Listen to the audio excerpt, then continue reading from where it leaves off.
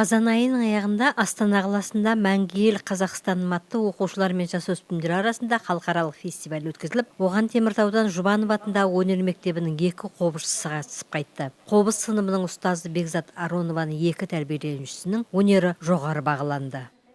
Халықаралық конкурс жаңағы Мөлдір Мұқанованың өнер білім орталығында өтті.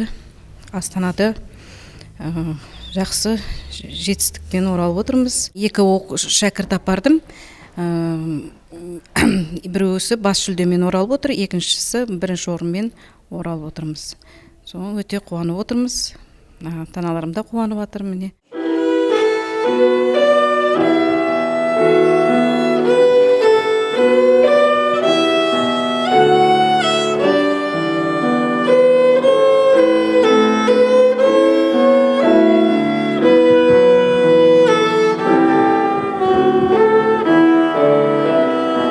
Меладжан Шойманова халықаралық фестивальде Ақан серінің Қараторғай әнін ойнап бас жүлдеге ие болды. Кішкентай өнерпаздың қобыз сыныбына келгеніне 2 жыл болған. Жетістігі де баршылық. Меладжан ұстазы әрі анасы Бекзат Аронованың қобызда ойнағанына қызығып, қобыз сыныбына келіпті. Талапты жас қобыз сыныбында ойнаумен қатар фортепиано сыныбына барып, акробатикамен айналысады екен. Ол осы сапарында үлкен әсер алғандығын айтады. Жақсы өтті, маған бәрі ұнады. Мен ол жерде Қараторғай деген өлеңді ойнадым. Өйткені ол жерде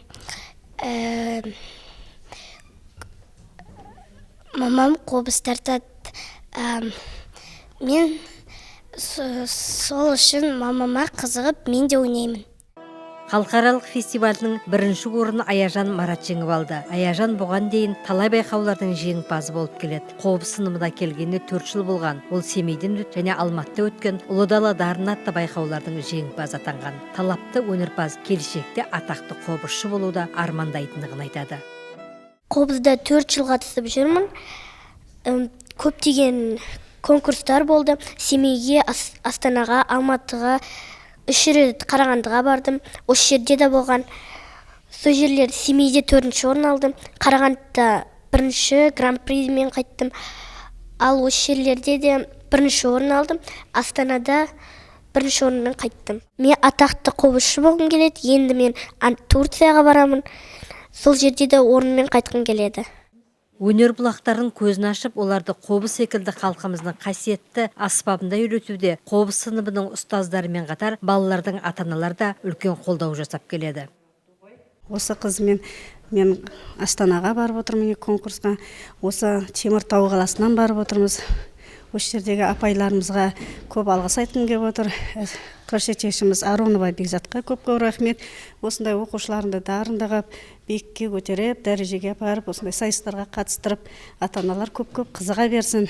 Осындайлар балдарын көзі ашылып, әлемдің көріп, небір атақты мұғалімдерді, дарынды балдарды көріп, танысқанды өте қуаныштымыз.